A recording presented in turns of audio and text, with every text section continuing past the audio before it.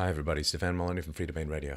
Hope you're doing well. Hope you're enjoying your newfound visibility to the powers that be today. Wikileaks dropped their Vault 7 release, perhaps their most important release to date. It's confirmation of what most people knew about the government's capacity for surveillance, that they can enlist an electronic army of nearby devices to listen and record video and do whatever they want to capture whatever they want. Apparently, the only thing they can't do is hack your hamster to read your mind, but I'm sure that's coming soon.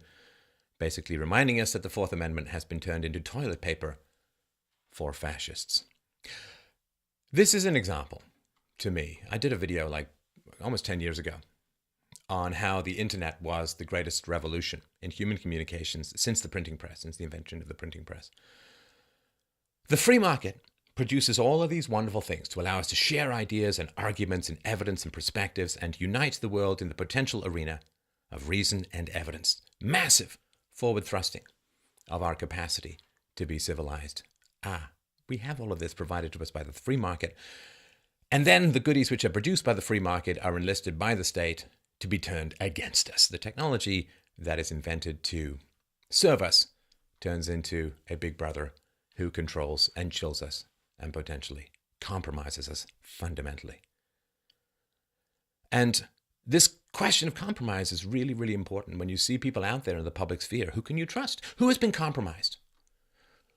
Who has stuff on who? Right? How do you know that the information being presented to you comes from an honest place or comes from a place where people have been compromised by government information about their private activities? Hell, Obama himself could have been hacked. Obama knew about all of this. I have no doubt. Come on, liberals.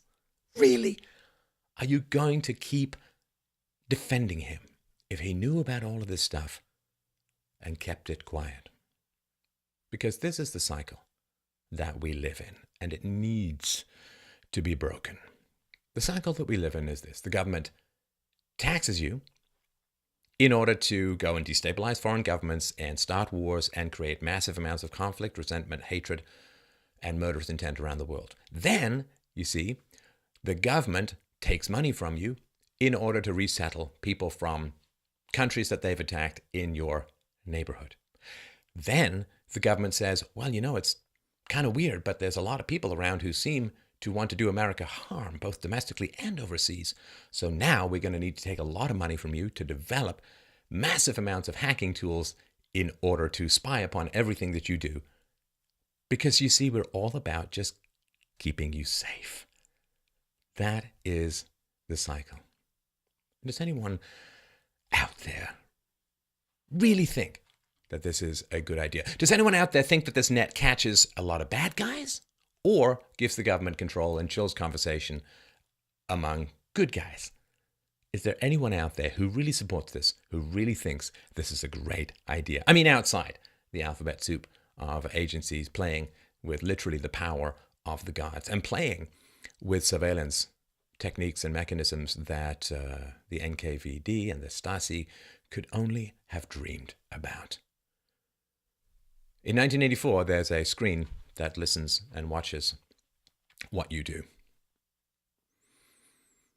It may have come a little later than anticipated, but its powers are almost infinitely greater than imagined. And that is an important thing to remember. Is there anyone you would trust with this power? Whenever you think that the government can do something good with the powers that it has, imagine that your worst enemy has those powers to be used against you. Because sooner or later, unless we push back, that will be the situation we find ourselves in.